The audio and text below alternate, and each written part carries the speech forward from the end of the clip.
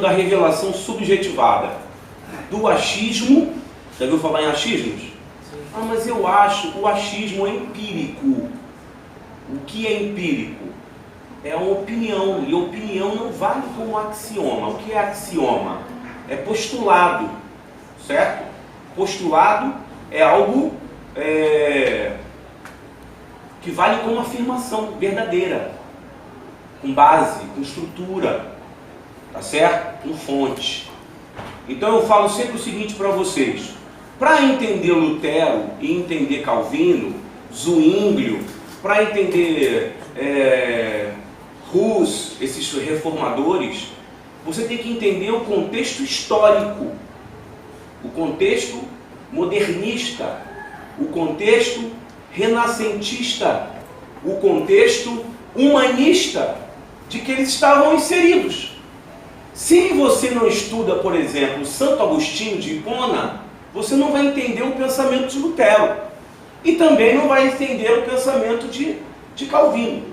Porque Calvino ele migra para uma outra dissidência teológica, porque, diferentemente de Lutero, ele tem um convívio quase que pleno com a burguesia europeia. Ele estuda em Paris. Olha que maravilha! Né? A cidade das luzes, em pleno nascimento renascentista, em pleno nascimento modernista, em pleno nascimento do humanismo. Vou rapidamente resumir, que muita gente só estudou isso no segundo grau. O humanismo é a saída das pessoas da pregação déspota católica. A pregação onde o homem é praticamente nada. Então o humanismo é uma volta do ser humano a ele mesmo, uma preocupação com ele. Então, por exemplo, Michelangelo, nós vamos ver o quadro de Michelangelo lá na Basílica, aquela gravura que ele tem do homem quase tocando em Deus, mas não chega a tocar. Alguns dizem que aquele quadro não é a busca por Deus, mas a desconexão do homem com Deus.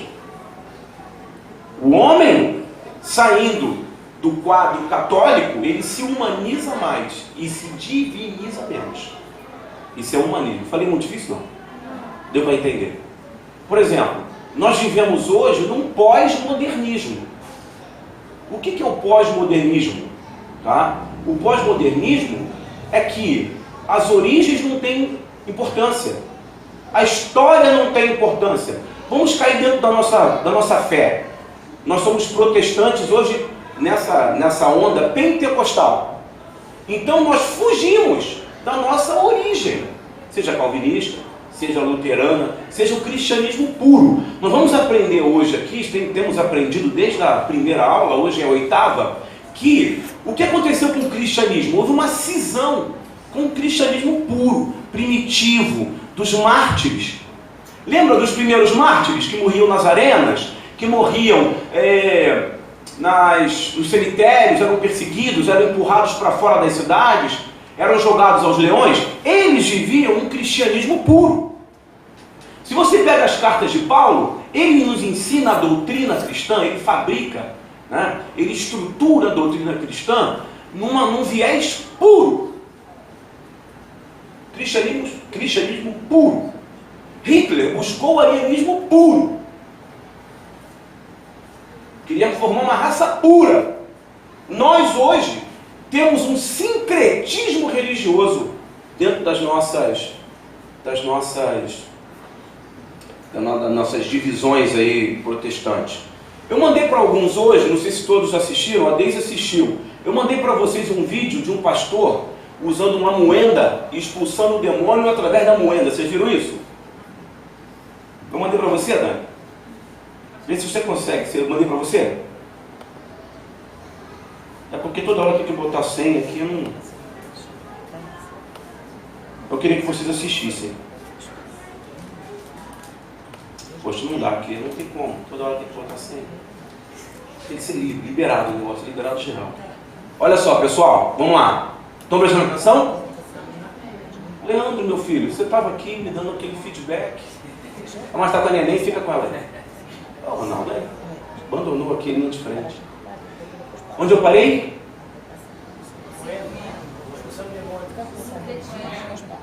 Vivemos um sincretismo religioso. Alguém manda para o... Quem está funcionando aí? Eu mandei para quem? Manda para o Mateus aqui para mim, por favor. Aí ele passa. O link. Dá seu jeito aí. Tá certo? Então, por exemplo, passa a primeira página aí. Nós vamos terminar a predestinação, eu comecei semana passada, e vamos entrar nos calvinistas no Brasil. Então, dentro desse contexto histórico, acadêmico, fora da revelação, nós vamos entender a cabeça de Calvino. Luteranismo aconteceu antes de Calvino, não foi? Depois veio Zwinglio, na Suíça. Depois veio Calvino. Calvino nasce em 1509. Lutero nasce no meio do século XV, 1450, por ali, não lembro a data exata. Calvino nasce 50 anos depois. O luteranismo já estava espalhado pela Europa, no norte da Europa. Só que o luteranismo alcança que classe? Falei semana passada aqui. Qual a classe, qual o setor da sociedade que o luteranismo abrange? O povo. O povo não sabia ler, o povo não sabia escrever. O povo comprava indulgência. O povo era achatado pelas leis católicas, pelas bulas papais. Eu falei, até brinquei com vocês que tinha promoção de indulgência. Mostrei para vocês aqui numa bula papal, que uma delas era o seguinte: se você matasse 2 num dia de domingo, matasse 2, o vizinho lá te irritou, você pegava o revólver, matou ele e a mulher. Aí você ia na basílica. Aí o bispo falava assim, hoje é domingo, você matou quantos? 1 ou 2? 2. Vou fazer uma promoção para você. Pague 1 e leve o perdão para os 2. Está lá, está escrito. Isso é uma das coisas mais esdrúxulas que eu já vi. E as pessoas pagavam. E tinha assim, matei 50. Opa, deixa eu ver aqui, quanto você tem aí? Eu tenho valor de 30, está perdoado. Você não vai passar pelo purgatório, vai pular de fase, vai direto para o céu. Então isso mexeu com Lutero. Lutero ficou louco com isso. Ele vai, prega as 95 teses, mas ele quer abranger um povo. Ele não está preocupado com as grandes classes, até porque ele era monástico. Está calor aqui, gente, não está? Os obreiros aqui, eles vivem no fervor. Então, pode sair no 19, está no calor. Quem tiver com frio, passa para cá. Aí. Entendeu? Até minha mãe vai sofrer ali, tadinho. Fazer o quê? Bora pra cá. Não, você não vai sair daqui de perto da gente de jeito nenhum. Tá certo? Vamos lá. E Calvino? Lutero eu já expliquei. Calvino é diferente. Calvino, ele é filho do secretário do bispo da cidade onde ele nasce. Ele é filho lá de um grande secretário. Ele não era rico, o pai dele, mas tinha uma influência grandiosa, porque a basílica da cidade onde ele nasceu, o secretário do chefão é o pai dele. Ele chega no bispo, dá um papo no bispo e fala, olha, meu filho, Calvino, eu tenho 5 filhos, mas eu vejo nele um grande potencial. Ele era o penúltimo filho. A mãe dele morreu, a mãe dele morre, ele tinha 5 anos de idade. Fica lá jogado, mas é muito inteligente. Tem como se tornar uma bolsa de estudos para ele aqui nas escolas? Aí o bispo falou, mas aqui só tem milionário, ele não vai sentir, não, deixa ele aí. Então ele começa a estudar com a burguesia. E aí você vai começar a compreender o pensamento dele. O pensamento dele navega junto com a burguesia, com os ricos. O que funciona? O que funciona na cabeça do rico? Eu vou trabalhar, vou viver, eu quero estar perto dos ricos. Raras exceções. Por quê? É o meu ciclo social, intelectual. Eu gosto de estar entre eles. Eu estudei muito, eu tenho dinheiro. Né? E a tendência é essa. Os setores se procuram em qualquer área da sociedade. É ou não é verdade? Eu estou falando mentira? Né? Quem mora em Copacabana, quem mora no Leblon, quem mora na Gávea, quem mora no Leme, quem mora na Avenida Atlântica, o relacionamento dele vai ser com pessoas do nível social dele. Calvino, ele cresce dentro desse setor. Ele estuda com Rabelais. Já ouviu falar em Rabelais? um dos maiores críticos papais da França. Ele é o criador das caricaturas de Gargantua. Alguém já ouviu falar nisso? Gargantua. O nome dele não era Rabelais, o nome dele era Rabelais, mas ele usava um codinome. Ele desenhava o Papa gordão, com a língua grandona. Já botei isso no meu Facebook. Devorando os pobres. Era como se fosse um Pasquim nosso daqui da década de 60. Os mais velhos aí chegaram a ler o Pasquim, não é? Final da ditadura, meio da ditadura militar. Então, Rabelais era um desses caras. Calvino estuda com ele. Você quer ver com quem que ele estuda? Com Erasmo de Roterdã. Falar de Calvino é dificílimo, porque nós escutamos um amigo ou alguém falar que Calvino inventou a predestinação.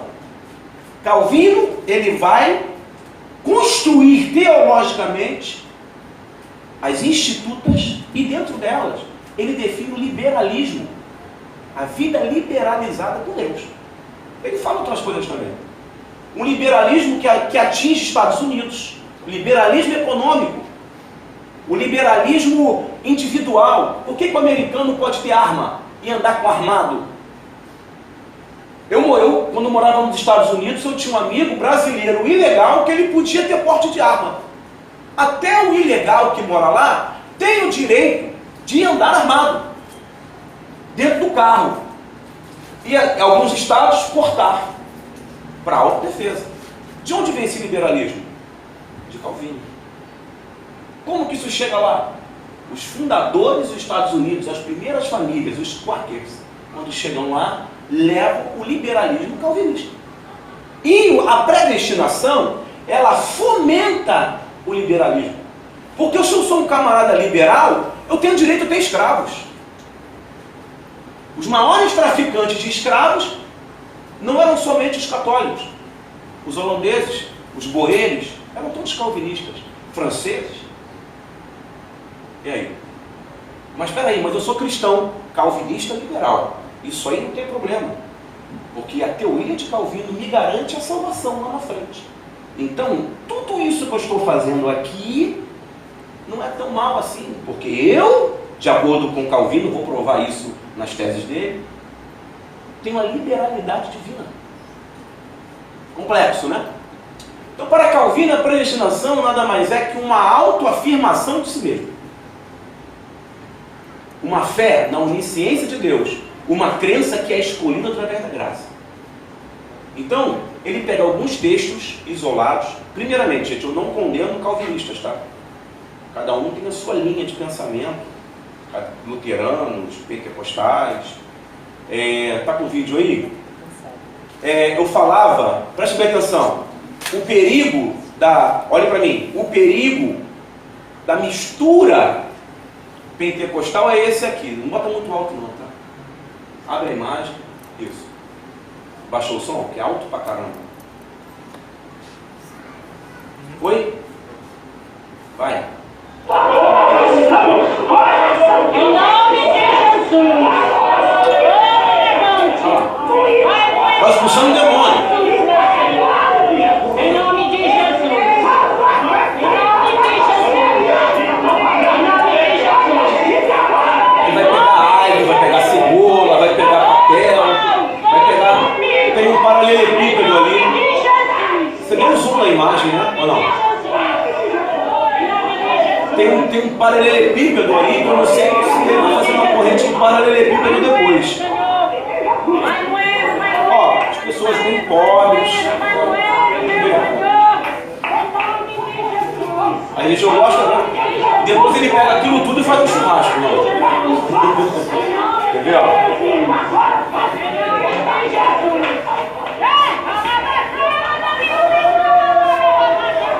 É que essa imagem tem zoom nessa imagem, não está dando para ver a mesa. Tem um zoom na imagem. Ó, vai jogar mais, ó. Isso. Eu não desmereço isso. Mas isso é um sincretismo. Tá? Corta. Por exemplo. Corta, meu amor. Corta. Cortou. Você gostou da unção da moenda, hein? Olha só, vamos lá. Calvino combatia isso. O que a gente vive hoje. Porque quanto mais ignorante o povo, qualquer coisa que se empurrar, eles acreditam. Por que aqui a nossa igreja não enche? Ela enche sim, mas não explode. Agora tem 5. Por quê? Porque minha mãe prega e nos ensina a falar a Bíblia. A realidade que é a Bíblia. A Bíblia pura. E você pregar a Bíblia pura não enche igreja. Porque Bíblia pura é o quê? Perdão. Quem gosta de perdoar o outro? A pessoa te deve, você tem que perdoar. O que a Bíblia fala? Jesus orou. Perdoa as nossas dívidas depois que perdoarmos os nossos. Tem muita gente orando. Deus, opa, querido, você está falando à toa. Vai lá e perdoa. Quem que quer fazer isso? Quem que quer tomar uma bufetada na cara? Bate de novo nesse ladinho aqui, ó. Quem quer fazer isso? Pastor, ele pegou a minha capa. Essa túnica aí, está disponível? Dá para ver. Por quê? Não entrega. Isso é cristianismo puro. Quem quer ser assim? É muito mais gostoso você entrar num lugar que atende todas as suas perspectivas. Essa igreja é boa. Por quê? Poxa, saí de lá tremendo, emoção. Saí de lá chorando, emoção. Saí de lá batendo, glória, emoção. Aí eu me remeto à vida de Elias. Elias, quando ele manda fogo do céu, né? Glória, é ou não é? Mandei fogo do céu. O que mais? Peguei a espada, matei. Os profetas. Foram 400 de Baal e mais 400 de Acera. Acabei com todo mundo, quebrei tudo. Eu sou o cara. É mesmo? Sou. Seguinte, pega esse saco de roupa seu e eu vou mandar você morar num lugar joia. É onde? Lá em Sarepta. Por quê? Vou morar na casa do rei? Não. Lá a fome é tanta que as mães comem os próprios filhos. Os pais assam os filhos na churrasqueira. Então é a fome. Você vai para lá, morar com uma viúva que está à beira da morte, à beira do suicídio. E ela que vai cuidar de você. Mas eu acabei de mandar fogo do céu. Não, querido, aqui é Bíblia pura. Vai para lá. Quem quer viver assim? É ou não? Então, Calvino, ele é frio nisso daí. Ele é frio. Ele vai, falei para vocês, ele cria as institutas. Você lembra que eram as institutas? Quem lembra? Pode falar. Hã? Ele escreve 8 compêndios explicando a Bíblia da maneira dele. 90% tem fundamento fortíssimo. Os outros são essas interrogações que eu não estou aqui para dizer se é certo ou errado, né? Até porque basta você fazer o bem, amar o próximo, e Deus é com o homem como a ti mesmo, e Deus sobre todas as coisas. É o 11º mandamento que absorve tudo. Acredito que você fazendo isso, você absorve todos os outros 10. É ou não é? Mas ele escreve as institutas, e as institutas são um compêndio explicando a Bíblia. Quando ele acaba de explicar a Bíblia, os 900 pastores que ele forma na Academia de Genebra, porque ao contrário do que se pensa, Calvino era pastor de pastores, era pastor de evangelistas, e muito mais que os luteranos, quem sai para o mundo naquela época são os calvinistas.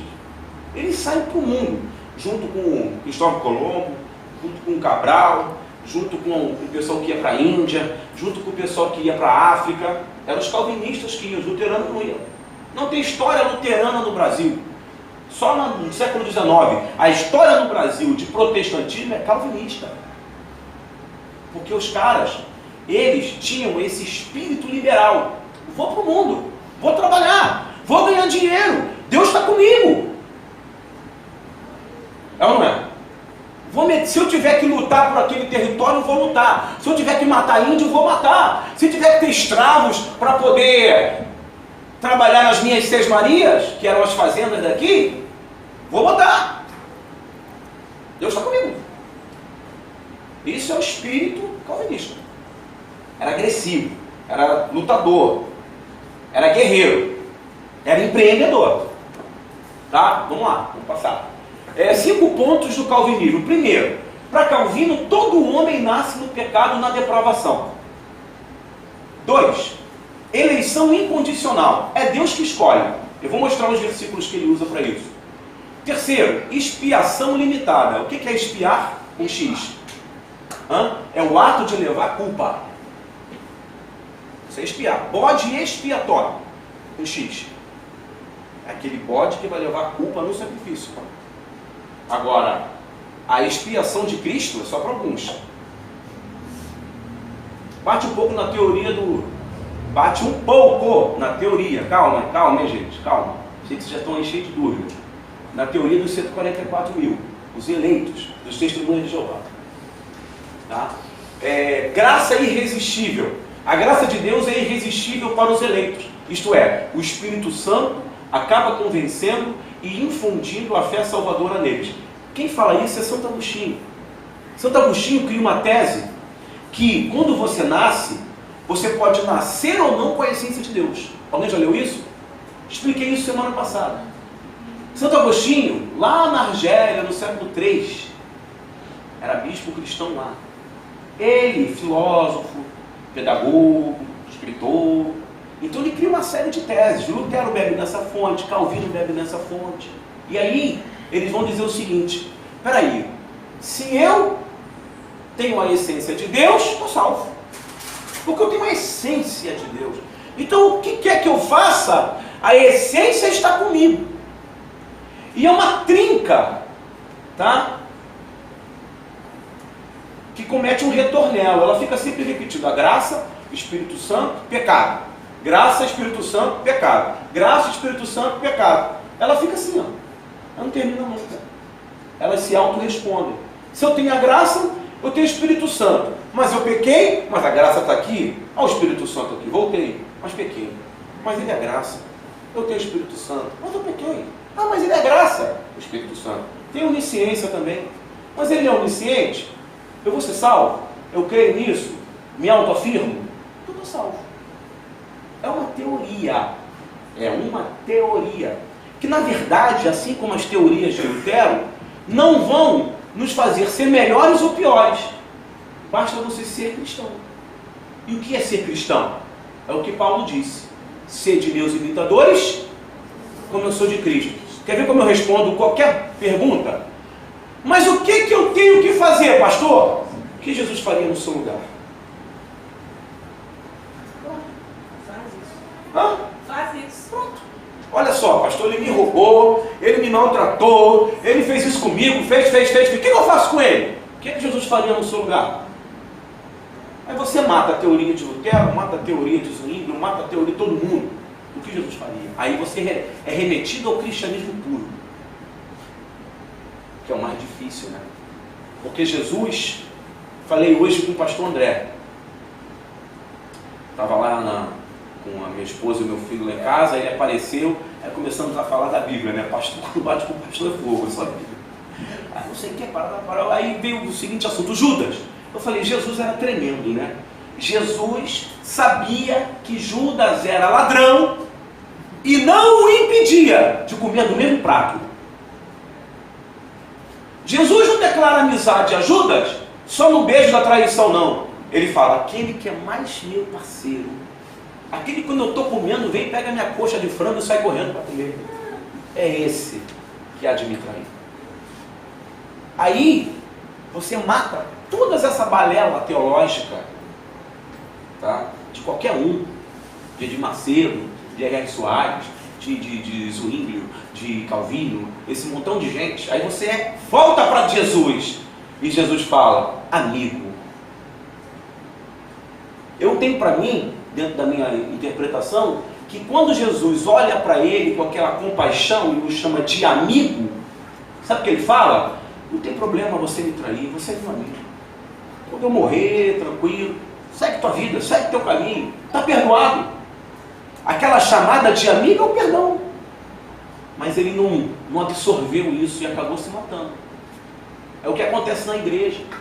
As pessoas, elas vivem magoadas, vivem com cara feia, vivem com mau humor.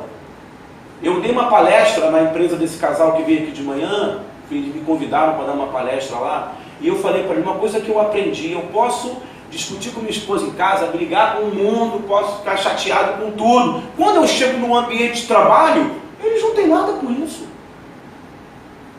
O que é a igreja? O que as pessoas têm? O que o pastor tem com as agruras da sua vida? Ó, nem fala comigo hoje, hein? Camaradas, Jesus não faria isso. É ou não é? Jesus só teve motivo para se aborrecer com o homem. Jesus chamou os 3 discípulos, Pedro, Tiago e João, lá no Getsemane. Falou: galera, daqui a pouco vou levar o pecado do mundo nas minhas costas. Por favor, olhem por mim aqui. Só isso que eu peço. Eles foram fazer o quê? Aí, quem vai levar? Nada, Jesus é fera. Tirar um cochilo aí, bora, aproveitar, que a gente só fica orando e jejuando com fome, vamos dormir. E Jesus lá ensanguentado, ao transpirar sangue. É ou não é? Então você vê, você quer quebrar qualquer teoria, qualquer paradigma, qualquer ordem teológica, se volte para Jesus. Aí as dúvidas acabam. Quando tem confusão aqui na igreja, disse-me disse, e ele disse, ele não disse, o que eu faço? Eu já peguei uns aí e falei: o que Jesus faria no seu lugar, querido? Não, mas não sou Jesus. Não, você não é cristão? Então vamos nos remeter ao cristianismo puro. E a perseverança dos santos. Todos os eleitos vão perseverar na fé, até o fim, e chegar no céu. Ninguém perderá a salvação. Porque tem muito com a autoafirmação. Quer que eu prove para vocês isso nos dias de hoje? Quer me irritar? Aí eu fico irritado mesmo. Aí eu tenho que perguntar: Jesus, fica irritado ou não? Fala, abençoado! Ô vaso! Tem um manto. Ô manto de glória! Vem cá, manto! Mistério. Fala, mistério! Ele está... Eu estou autoafirmando. E isso aí é uma espécie de lavagem cerebral. Vem cá, abençoado. Tem uma igreja aí que fala isso. Né? Eu gosto. Eu também gosto, mas às vezes eu não estou abençoado, não. Entendeu? É uma autoafirmação subjetiva, que isso com o tempo vira uma qual seria a palavra? Jardão. Não. Quando isso vira um axioma, uma afirmativa intrínseca, uma verdade absoluta. Uma pessoa diz: eu não vou na igreja, que chega lá e fala: ô amada, mas nem me conhece. A pessoa... Porque é o seguinte, nós temos, dentro da minha ótica, da minha visão, parar de viver subjetividades. Por exemplo, nós temos que perguntar o que é bom para o todo ou se é bom para mim. E ser cristão é ser coletivo, é ser um todo. Jesus falou para o Pai assim: Pai, não lhes impute culpa, porque eles são meus. O que nós somos de Deus? Um corpo, não é? Ele é a cabeça, nós somos o quê? Um corpo. O meu dedo mindinho pode falar assim: eu não estou afim de... Para mim tudo faz, se você se me usa, se não me usa. Não pode falar. Quando eu vou com a mão, eu vou com os dedos. Todos os dedos. Então, por exemplo, é lógico que alguém chegar para mim e fala assim: fala, magrinho. Opa, vou gostar. Né? Às vezes o cara está gordinho, aí você fala: vou agradar ele hoje. Marido gosta de fazer isso, né? Ô, meu amor, você tá... Às vezes ela engordou 7 quilos. Meu amor, você está mais magra hoje. É um axioma. É uma transformação subjetiva de verdade.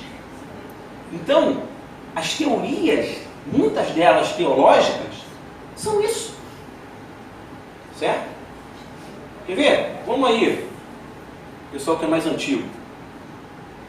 Getúlio Vargas, o pai dos pobres. Lula, ele falou, deixou um jargão agora: eu não sou um ser humano, eu sou uma ideia. Vocês viram? Ele falou isso. Ele foi direcionado a falar isso, porque isso entrou no imaginário das pessoas. Eu sou lulista. Tem pessoas agora, eu não estou nem aí para quem você vota, tá, irmão? Isso aí é cada um. Estou falando aqui do contexto geral, de teorias, calvinista, luterana, estou fazendo tudo um contexto. Então, lança-se uma verdade subjetiva e aquilo vira axioma. Brasil, década de 70, o país do futebol e do samba. Poxa, uma nação dessa magnitude, ser um país do futebol e do samba. Aqui ninguém trabalha, aqui é vagabundo, ninguém faz nada, aqui só se samba e é futebol. Eu agora tive que dar volta no Maracanã, porque não passa nada lá, futebol. Tudo bem, eu gosto de futebol, mas, né, estamos vivendo uma época de eleição, uma época preocupante, uma época onde o nosso salário depende das decisões desses caras, mas nós somos o país do quê? Do futebol e do samba. Só que, no meio disso aí, tinha gente sendo torturada, tinha gente sendo massacrada. Os militares, o pessoal que defende o militarismo aí, ó, os militares estavam vendendo o Brasil. As maiores dívidas chegaram a $1 trilhão, foram feitas na ditadura militar. Por quê? Cara, meu negócio é Flamengo, meu negócio é Vasco. Opa, eu sou Mangueira, hein? Ó, Mangueira! Grande porcaria. Ó, Portela, hein? Meu coração é Portela! Isso foi inserido lá atrás. Você entendeu? Por exemplo, Calvino nunca disse isso. Uma vez salvo, salvo para sempre. Ele nunca escreveu isso, nunca falou isso. Eu pregava muito esse versículo, porque a Bíblia diz que se não for da vontade de Deus, nenhuma folha cai de uma árvore. Eu pregava isso direto. Aí um dia um rapaz entrou na igreja e falou: pastor, onde é que está escrito isso aí? Aí eu desse jeitão: na Bíblia. Então o senhor poderia me mostrar, por favor? O senhor poderia me mostrar? Claro! Claro! Claro! Não achei, mas depois eu te mostro. Tá, que dia eu posso voltar para o senhor me mostrar? Eu tive que me render. Sempre falei bobagem, isso não tem na Bíblia. Isso aconteceu nas igrejas aí da época da minha mãe e do meu pai, aí, década de 60. Uma irmã aceitou Jesus, não era nem batizada. Aí falou assim: pastor, minha irmã, mas a senhora tem uma semana, está preparada? Deus falou comigo, que eu estou achando. Tá bom, pode dar. Amém, irmãos, glória a Deus, aconteceu isso, realmente foi legal. Mas eu quero fechar com um versículo que eu aprendi: quem não chora não mama.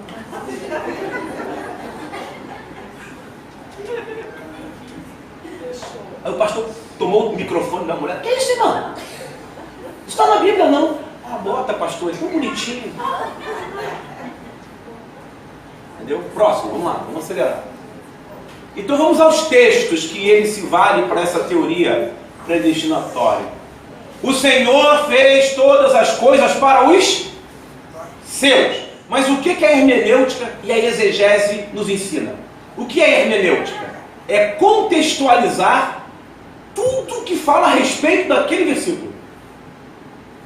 A hermenêutica é muito usada na história, na sociologia, nas pesquisas. Eu tenho que ter hermenêutica. Eu não posso pegar, por exemplo, a vida da pastora Leni nesse momento. Olha, eu conheci a pastora Leni, eu não gostei dela, não. Ela é muito sisuda. Peraí, vamos lá, ela tem 54 anos de crente. Tá? Vamos lá atrás, vamos contextualizar. Isso é hermenêutica. E aí, não pode ficar só nisso, tem a exegese, que é o estudo profundo daquele recorte. Eu preciso estudar esse recortezinho aí. Certo? Então, Calvino, ele veio explicando a Bíblia. Só que muitas coisas ele não contextualizou. Ele veio dentro daquele conceito renascentista, dentro do conceito econômico, dentro do conceito da burguesia indo para o mar. Os reis querendo sair da Igreja Católica. Havia o Império Sacro Romano Germânico e havia o Império Romano Católico. O Sacro Romano Germânico queria sair fora. As terras que a Igreja Católica tinha lá, Lutero fala para os reis: sai fora disso aí e toma essas terras para vocês. A guerra dos campesinos. Eles colocam os camponeses para entrar de frente com o exército italiano, romano, com apoio de Lutero. Morreram 100 mil. Lutero manda queimar várias sinagogas. Ou você acha que a legalidade do nazismo vem da onde? Se a Alemanha é cristã? Hitler vai lá em Lutero. Ele queimou sinagogas, por que ou não? Entendeu? Compadece-se de quem quer. Endurece a quem quer. Olha aí, eu salvo quem eu quiser, eu perdoo quem eu quiser. Eu endurecerei o seu coração. Está falando de Faraó, para que não deixe o povo ir. Está falando da onisciência de Deus, da presciência de Deus. Como está escrito, amei a Jacó, mas não gostei de Esaú. Aí. Isso aí não tem nada a ver com salvação, tem a ver com caráter. Tem a ver com a personalidade da pessoa. Tem a ver com o espírito humano de cada um deles. Se você observar, Esaú era honesto. Quem era o desonesto era Jacó. Mas que Deus é esse que dá a bênção para o desonesto? Então há toda a contextualização. Último versículo. Em verdade vos digo que um de vós me há de trair. Presciência. Então ele vai contextualizando dentro da teoria dele, versículos onde Deus sabe das coisas, onde ele escolhe um e despreza o outro. Mas isso não tem nada a ver com a essência do Espírito Santo. Tem a ver com a natureza da pessoa individual. Qual a diferença entre Caim e Abel? Qual é a diferença? A natureza deles. A natureza deles. Um fazia o bem, o outro não fazia. O outro era bom, o outro era mau. E Deus, na sua presciência, sabe disso. Porque se nós, lá no Éden, acabamos por receber, né, o livre-arbítrio e o direito de escolha, essas escolhas é que definem a trilha que vamos seguir. Mas aí a presciência de Deus? Ele sabe, nós não. E por que Deus sabe? Por que Deus sabe o nosso futuro? Vamos lá. Agora você pode falar, está liberado. Por que Deus conhece o nosso futuro? Por quê? Porque primeiro, para Deus não tem tempo. Existe tempo para Deus? Não. Senhor, o senhor pode vir aqui às 7h30, encher esse lugar? Tanto faz ele estar aqui às 7h30, como voltar lá em Moisés. A transfiguração foi isso. Não havia tempo. Não há tempo para Deus. Não há temporalidade. Não há a linha do tempo. Ele é o Pai da eternidade. Ele cria o tempo. Então ele está em qualquer lugar do tempo que ele quiser. Eu tenho 45 anos. Daqui 50 anos eu não vou estar mais vivo. Daqui 50 anos eu vou estar com quanto? 95. Acho que eu vou estar dando trabalho para vocês. Daqui 60 anos. 105. Acho que eu já fui. Daqui 60 anos, né, Lucas? O Lucas fica prestando atenção. Daqui 60 anos, Deus estará lá, como ele está aqui. Então ele sabe. Então, toda essa teoria de futuro e passado é balela. Entendeu? É só teoria. Porque para Deus não tem tempo. Deus sabe o que vai acontecer com você amanhã, porque para ele não tem tempo. Quando a gente vai lá em Gênesis, vamos agora mergulhar nas águas profundas, turvas e escuras. Gênesis capítulo 1, versículo 1. No princípio criou Deus o céu e a terra. Ele cria a matéria. Mas não há como criar a matéria sem criar o espaço. E sem criar o tempo. Disse Deus, haja luz. Essa luz era o sol? Porque ele depois cria os astros. Que luz era essa? A primeira medida de tempo em toda a humanidade é a luz. Então Deus cria o tempo. Só que o homem, lá atrás, na Torá, no Pentateuco, se foi Moisés ou não, que tem essa revelação para escrever, ele não tem a mecanicidade, a física para explicar Deus naquela fórmula quântica da matéria versus a física de Einstein. Ele fala, Deus criou a luz. tempo. Porque para ele criar o homem, para ele criar pessoas, para ele criar vida, ele precisa inserir a pessoa no tempo e no espaço. Ele é o dono do tempo. E isso para mim responde tudo.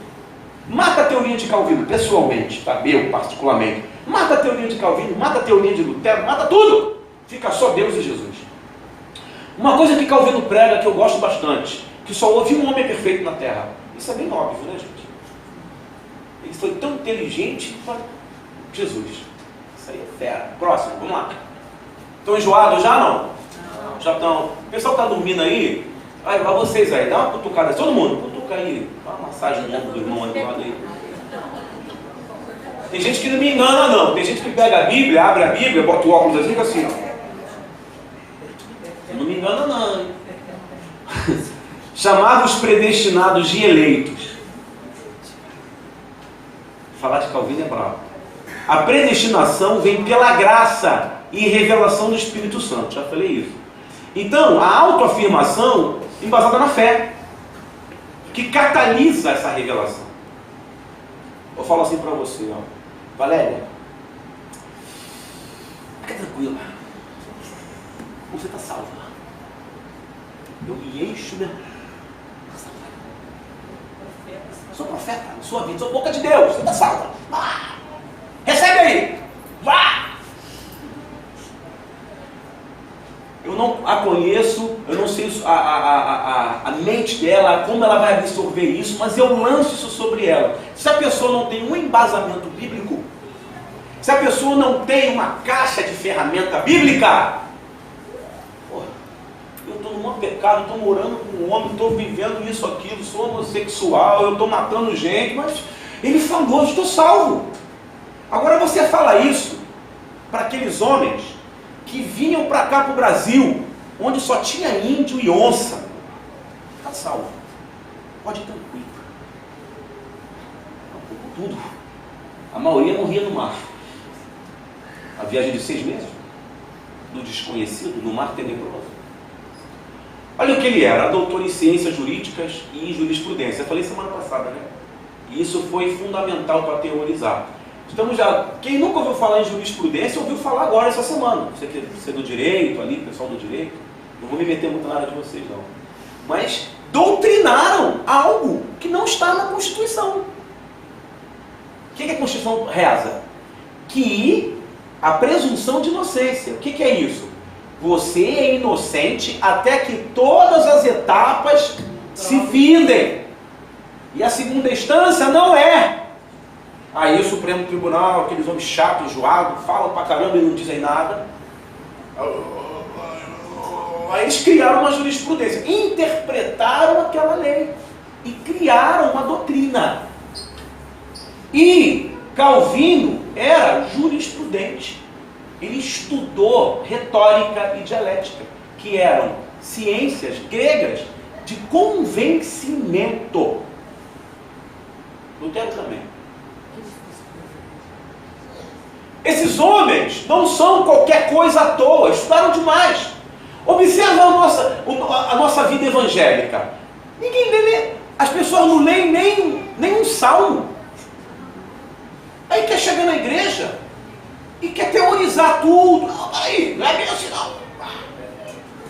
Filho querido, isso aqui não é discussão de futebol, política, não. Bíblia é coisa muito pesada, certo? Aí eu falei que ele viveu o humanismo renascentista, trazia o homem vitruviano. Você lembra do homem vitruviano? Quem lembra? Você vai lembrar. Que é um desenho de Da Vinci que é remanescente deles. Porque Da Vinci, ele está vivo, junto com Calvino. Ele está construindo as coisas, desenhando. Né? E Calvino está ali, está juntinho, vendo, analisando, estudando. Então ele traz toda uma bagagem daqueles intelectuais para dentro do raciocínio dele. O homem de Vitrúvio também mostra o conceito da chamada proporção divina. Não muda agora não. Então, peraí. O homem, Deus é onisciente, é presciente. O homem é construção de Deus, é obra-prima da criação. O homem é um ser racional, não existe outro. O homem é diferente. Ele vai criando teorias. Davi também pensa igual, Michelangelo pensa igual, Agostinho pensa igual. Ele vai lá em Platão, porque Platão é o único, pouquíssimos filósofos acreditavam em Deus. E Platão pregava a existência de Deus. E desmistificava os santos gregos. Ele vai lá em Platão, profundo, e cria tese. E aí, Leonardo da Vinci, ao lado dele, construindo as coisas, desenhando, ele é absorvido também por ideias desses homens. Vai. Lembra desse homem? Você já viu isso em algum lugar. Esse é um dos desenhos mais famosos de Da Vinci, o Homem de Vitrúvio, que é o homem proporcional dentro do globo. Equilibrado, proporcional, racional, crítico, forte, trazendo a inteligência. E aí ele prega isso, aí ele fala para as pessoas, ele ensina isso, ele cria uma escola em Genebra, ele institui uma sociedade inteira na Suíça com as suas ideias. E você é um homem diferente, você é um escolhido, você é a arquitetura melhor de Deus. Então você está salvo. Você entendeu? Olha que difícil explicar. Por isso que eu não queria ser interrompido. Depois você pode perguntar o que você quiser. Tá? Eu fico aqui até amanhã, a gente aqui faz vigília, você vai lá, compra um lanche para mim e tal, não tem problema nenhum. Tá vendo? Olha, esse quadro, Da Vinci pinta ele, eu não sei se é um quadro ou se é um rascunho, em 1490, logo depois que Calvino nasce. Passa. Essa aí eu falei para vocês, olha lá. A criação de Adão, de Michelangelo. Olha, quando que Michelangelo pintou isso? 1508, Calvino nasceu em 1509. Está ali. Tudo contemporâneo. Certo? E olha o homem. Alguns dizem que é o homem se aproximando. Alguns dizem que é o homem se distanciando. Mas o homem está sozinho. Deus com todas as divindades, Deus com todos os seus anjos, mas o homem não está lá dentro. O que ele está dizendo? Nós não pertencemos mais àquela teoria católica. Nós agora somos por nossa conta. Isso que esse quadro quer dizer. Até porque a Igreja Católica também, isso uma professora, doutora em História do Cristianismo lá na faculdade, disse o seguinte, que a própria Igreja Católica tenta abstrair a idolatria, mas ela não consegue, estava presa. E só no Concílio de Trento, em 1545, o Papa bate o martelo e fala, não, vamos admitir as imagens sim, e a gente batalha contra os protestantes. Mas nesse momento aí, o Papa pede para Michelangelo fazer essa imagem. Mas não dá certo. A Calvino aproveita. Quer falar? Posso? Vamos lá.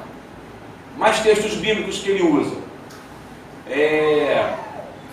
Porque pela graça sois salvos. Esse é um dos principais. Pelas graças sois salvos por meio da fé. E isso não vem de vós, é dom de Deus. Esse é o versículo cerne da predestinação. Ou seja, eu creio que estou salvo. Galera, matei um cara ali no morro, mas ele estava errado, eu estava certo. Então estou salvo, Deus falou, é pela fé, e a graça de Deus está sobre mim. Poxa, mas e o contexto geral? E o amor? E o não matarás? E as várias outras coisas que a Bíblia nos fala? Outro texto, de Romanos. Sabemos que Deus age em todas as coisas, para o bem daqueles que o amam, dos que foram chamados de acordo com o seu propósito. Isso aí tem várias centenas de linhas de interpretação. Tá? Pois aqueles que de antemão conheceu, também os predestinou para serem conformes à imagem do seu Filho, a fim de que ele seja o primogênito entre muitos irmãos. Ou seja, Jesus é o primeiro dos predestinados. O resto é eleição de Deus.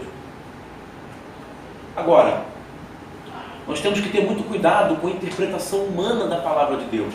Você quer que eu te dê um exemplo cabal do perigo que é? Os espíritos. A Bíblia, segundo Espiritismo. Allan Kardec. Allan Kardec era cristão. Há quem diga que era filho de pastores, eu não sei, isso aqui. Mas a Bíblia é segundo Allan Kardec. Ele pegou a Bíblia, pegou lá a Septuaginta, pegou a Vulgata, pegou alguns escritos gregos também, era muito inteligente. Bom, vou ler, vou interpretar. Aí ele chega à conclusão, de acordo com a sua interpretação, que tem reencarnação, que tem não sei o quê. Aí ele cria. Esse é o perigo. Você entendeu? E aí você foge do evangelho puro. Você foge do cristianismo puro. E Paulo, ele é bem direto. Sede meus imitadores, como eu imito a Cristo. Amém? Hoje eu estou bravo, né? Glória a Deus. Estou animado hoje. É que eu ouvi aquele cena aqui. Aí eu fiquei animado. Próximo. Deus já sabe de tudo anteriormente. Olha esse texto. Levantaram-se os reis da terra e os príncipes se ajuntaram a uma, contra o Senhor e contra o seu ungido. Porque verdadeiramente contra o teu santo Filho Jesus que tu ungiste, se ajuntaram não só Herodes, mas Pôncio Pilatos, com os gentios e os povos de Israel, para fazerem tudo o que a tua mão e o teu conselho tinham anteriormente determinado que se havia de fazer. Então ele pega esse artigo aí, ó, de tempo anteriormente determinado e cria uma tese. E aí, minha filha, milhares embarcam. Pô, quer coisa melhor? Quer coisa melhor para eu criar um exército? Fala assim, olha, você está salvo. Quem fazia isso eram os papas das cruzadas. Essa cruzada é para você se santificar. Você vai matando os pagãos, e cada pagão que você matar é um lugarzinho do céu. E o sangue rolava. Quer ver outra que dá certo até hoje? O sheik lá, o líder do Islã, chega para um adolescente e fala, olha, pega essas bombas, bota no seu corpo. Está vendo lá aquele orfanato com 500 crianças? Você vai entrar lá e vai gritar, por Alá, vai recitar os textos do Corão, porque quando você morrer, você vai chegar no céu e vai ter quantas virgens lá? 99? Que é mais, hein? É muito. Da onde que vem tanta mulher virgem, gente? Ah, doido. Você não explicou ainda se as virgens são as mesmas para todo ou se é para cada um 70? Pois é. Aí depois que perde a virgindade, o que faz com ela? Fica tudo no canto. Né? Só serve as virgens? Não, aí, mas o que eu estou brincando, mas isso é sério, porque as pessoas morrem por isso. Né? Aí, olha o determinismo aí. A teoria aí. Porque se você pega o Corão, né, de Maomé, não é isso? Ele escreve o Corão, não tem nada de bomba, de matar os outros, é filosofia do amor, o livro. Mas tem lá as entrelinhas, ele vai lá e pega aquilo aqui, ó. Tu não vê o Jean Willis falando aí que tem vários textos da Bíblia que falam para o homem ser gay, para a mulher também ser gay, eles falam. E por aí vai, vamos embora. Agora tem gente abrindo boca e isso me irrita. Disse então o rei aos servos, outro texto, amarrai-o de pés e mãos, levai-o e lançai-o nas trevas exteriores. Ali haverá pranto e ranger de dentes, porque muitos são chamados e poucos são escolhidos. Mas isso é óbvio. Né? No percurso da nossa vida, as nossas decisões vão dizer o que vai ser no nosso futuro. Tá? Como está escrito, amei a Jacó, já li esse, e odiei a Esaú. Você já li, passa. A predestinação do Calvino não difere de outros reformadores agostinianos, porque ela pode ser absoluta. É Deus que escolhe, particular, porque é só o eleito. Terceiro, tem duplo efeito. Além do eleito é salvo. E o outro? Justiça. Condenado. Então a predestinação é dupla. Porque aquele que está predestinado ao céu, e o que sobrar vai para onde? Está lascado, né, mano? Próximo. Ah, esse aí que é o Agostinho de Hipona, olha para ele. Alguém já viu falar nele? Só vimos falar de Santo Agostinho, né? Dia de Santo Agostinho, de Agostinho. Agostinho era cristão. Cristão mesmo, puro. Só que ele vivia na África, ele era africano, olha o jeitão dele, né? Ali no Argélia, fica no norte da África, e tinha províncias romanas ali, tá? E cristãos judeus ali. E ele é um desses cristãos da religião judaica, né? Apesar de ter nascido lá, ele é cristão judeu, certo? Conhecido universalmente como Santo Agostinho, foi um dos mais importantes teólogos e filósofos dos primeiros anos do cristianismo, cujas obras foram muito influentes no desenvolvimento do cristianismo e filosofia ocidental. A Igreja Católica pega ele e faz o quê? Pega ele como exemplo, canoniza ele, e você vê ele depois com roupas de papa. Ele nunca foi em Roma, querido. A Igreja Católica, para confundir os luteranos, sabe o que ela faz? Ela manda os pintores pintarem quadros de Jesus sendo crucificado e Lutero lá. Já viram? Tem vários, tem na internet. Tem um que chega ao ponto, quando ele casa, de ter Lutero lá assistindo e a mulher de Lutero do outro lado, Jesus morrendo na cruz, olhando com a cara feia para a mulher dele. Por quê? Para quem não sabia ler, aquilo no subjetivo da cabeça da pessoa ignorante, e Jesus falando de cara feia para ela, ó. Ele casou com ela, ó. A Lutero está ali, a mulher está lá. Jesus crucificado olhando assim para a mulher. Sabe? É a teoria da memória. Certo? É complicado. Vai. Ali, ó, Argélia onde é. Dá para entender? Tá vendo? A Itália lá em cima. Tá vendo a seta, gente? Quem está diz amém. Amém. Ó, a setinha lá, ó. Lá no norte da África. Então esse filósofo argeliano é daí. E lá na Alemanha, lá em cima, Lutero bebendo na fonte desse filósofo aí, do século III, do ano 300, 400. Vai. Vamos lá. Olha as igrejas aí, ó, de Calvino hoje. Até hoje. São geralmente as igrejas que tem mais gente, ó, grana. Presbiteriana, independente, renovada, pentecostal, congregacionais, batistas renovadas e as cristãs de Nova Vida. Vai. Então eu tenho mais 5 minutos, vou tentar entrar, eu nunca consigo entrar. Fechei a predestinação, foi 2 aulas, hein? Poxa, foi doído. Com as grandes navegações e o novo mundo, onde é o novo mundo? Só? Hã? Cadê? Vai, Esther, você está no fundamental ou no ensino médio? Então vai. Se você errar, não vai passar. Letícia? Milena? Acho que é todo continente sul-americano. Não, ele já falou. Acabou de falar, as Américas. O que mais? A Índia, a China. É isso? A Europa não, né? Não, porque a África não era. O novo mundo da África já era conhecido. Então as Índias, a Índia, a China, né? A Ásia, o Oeste e as Américas. Passa. Aí Calvino, olha, presta atenção. Eu sei que muita gente está viajando na maionese, mas olha só.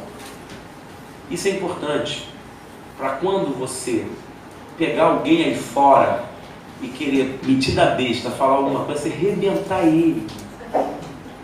Entendeu? Parar de ser crente bobo, que abaixa a cabeça. Pois é, eu vou pesquisar e te falo. Você já sabe, já sai largando. Fá! Já mata logo. Certo? Isso já pode passar. Ó, Calvino influencia diversos países da Europa. Nessa época aí, 1500, a época dele, ele constrói uma academia chamada Academia de Genebra. Quantos pastores ele forma? Eu falei aqui? 900. Tremendo, né? Ele forma. E ele pessoalmente envia esses homens para esses países. E o Brasil é um deles. Olha a importância do Brasil no cenário protestante. Tá? França, Holanda, Bélgica, Hungria, Escócia, Suíça, África do Sul, Estados Unidos e Brasil. Passou.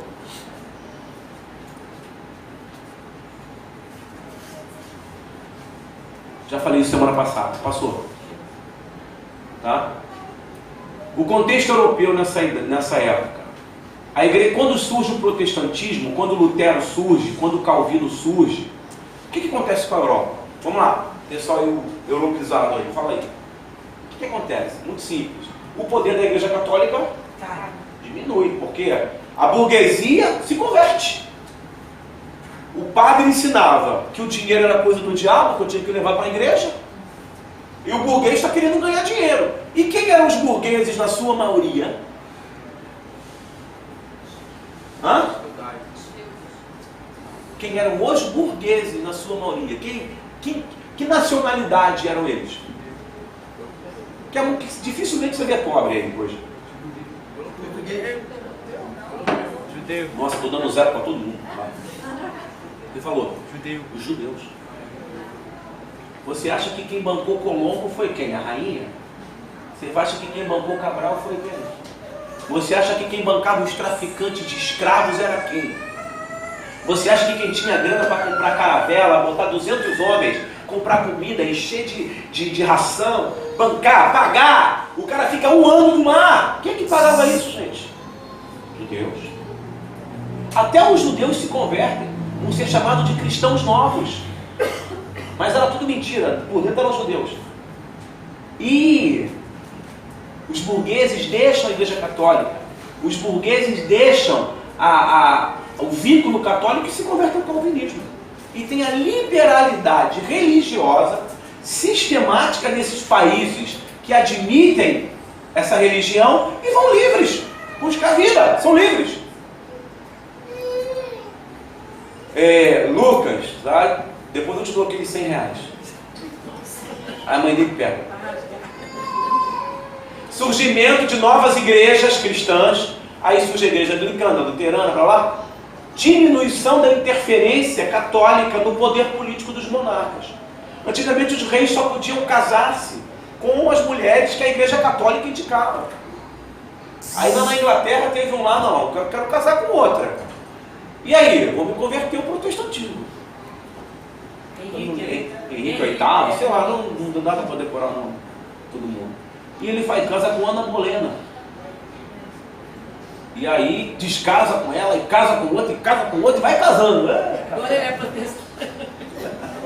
Chega para a mulher, protestei, não quero mais. Vai, olha aí. Dá para ver aí? Aula de história, hein, gente? Nossa. Eu posso cobrar, hein? O mapa da religião após a reforma protestante. Não dá para vocês lerem aí, mas em laranja é ainda o poder católico. O poder católico está aí até hoje, gente. Mais forte do que nunca, tá? Você viu há uns anos atrás que teve aqui os peregrinos? Poxa, bateram na minha porta pedindo violão. Eu falei, quem te dá violão? O quê? Laranja, igreja católica. Azul, luterano. Você vê que o luteranismo pega os países escandinavos. Galera no olho azul, orando. Por que Jesus tem aquele rostinho europeu e não tem um rosto de árabe, narigudão, que é aquele pessoal esquisito? Por quê? Porque a partir da ideia nazista, agora eu vou mexer para o imaginário de vocês. Os alemães que são cristãos, Jesus era judeu, como matar os judeus, sendo Jesus judeu? Que álibi eu vou ter? Vou descaracterizar a imagem dele para os judeus e vou trazer uma imagem bem eurocêntrica. O povão, aquele homem se parece comigo, sendo judeu não, tem uma carinha de europeu. Por que você acha que as gatinhas do Rio de Janeiro, as menininhas Zona Sul, gostam de homem de olhos azuis, brancos? Por quê? Porque há um fortalecimento da memória do europeu. Você chega para uma mulher negra, uma criancinha negra, pobre, e você pergunta para ela, isso tem na internet aos montes. Aí pega uma Barbie, pega não sei o que, pega uma boneca negra, aí fala assim, qual que você quer? Ela vai qual? Na Barbie loura. Eu quero essa aqui, porque essa aqui que é bonita. É o imaginário da beleza, né? Bom, isso é mais comum, isso é mais forte do que você imagina. Tá? E os pontos vermelhos, é o calvinismo. Agora, o calvinismo não foi muito aceito, porque era difícil demais, complexo demais, institucional demais. Mas quem absorvia o calvinismo, ó, grana fortíssima. Vai. Aí, não sei se vai dar tempo, eu vou passar rápido. Os missionários calvinistas eram chamados de huguenotes. Tá? O pessoal ainda quer fazer curso vestibular, olha aí, ó. Você faltou 4 aulas, você? Poxa. Ó, em 1555 eles chegam aqui no Rio de Janeiro. Mas o que é França Antártica? É a França lá na Antártica? Não. Quando Villegagnon chega aqui com 3 caravelas e 200 homens, a maioria era huguenotes. O que eles queriam? Queriam sair da Europa e institucionalizar uma sociedade calvinista. E eles vão fazer isso em vários lugares do mundo. Aqui no Brasil não deu certo. Por quê? Porque a Igreja Católica era fechada com Portugal. Os portugueses vêm aqui com aquele rapaz bonzinho, Estácio de Sá, chama os tamoios e joga todo mundo do penhasco lá da... que eu falei hoje, qual é o nome? Pedra da Gávea. Hã? Pedra da Gávea. Pedra da Gávea. Tem não sei o que, cara de cão também, sei lá. Pra lá, aqueles lados lá. Então pegavam e sacrificavam, jogavam lá de cima. Você pega os livros, os huguenotes, os protestantes, sendo sacrificados aqui. Os primeiros mártires brasileiros foram huguenotes, pastores. Porque apesar de eu não concordar com certas teorias, mas eram pastores, gente. Tá? Você vê aí, ó, passa. Esse aí já é 100 anos depois, chegando lá em Alagoas. Lá no Nordeste, eles ficam 30 anos e eles constroem 122 igrejas. Eles evangelizam tudo lá. Também não adianta. Portugal vai lá e ó, arrebenta com tudo. Sacrificam, matam, queimam na fogueira, corta a cabeça, faz um diabo com eles. Vai. Esses 2 pastores, já ouviu falar nele? Então você vai aprender hoje. Foram os primeiros pastores que fizeram o primeiro culto no Brasil. E o primeiro culto evangélico no Brasil foi aqui no Rio de Janeiro. Por que você acha que essa cidade aqui era tão perseguida? Tá? Deus foi glorificado aqui em primeiro lugar, antes de Satanás.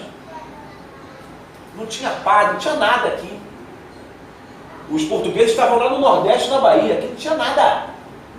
Eles chegaram aqui e fundaram a França Antártica. Tá? Contrariaram as leis, os tratados, né, de Tordesilhas, e vieram para cá, invadiram.